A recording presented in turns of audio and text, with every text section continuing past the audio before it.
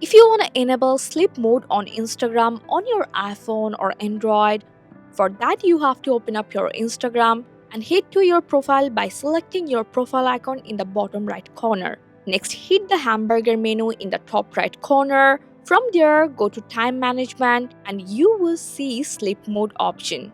Go for it and toggle it on. Then set your start and end time.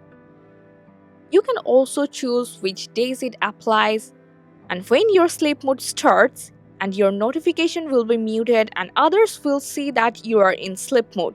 You can also check your sleep mode status next to your profile picture during the time. And that's it, your sleep mode is now set up. If you wanna turn it off, just go to the same settings and toggle it off from here. I hope this guide helpful. Like the video and subscribe for more tips.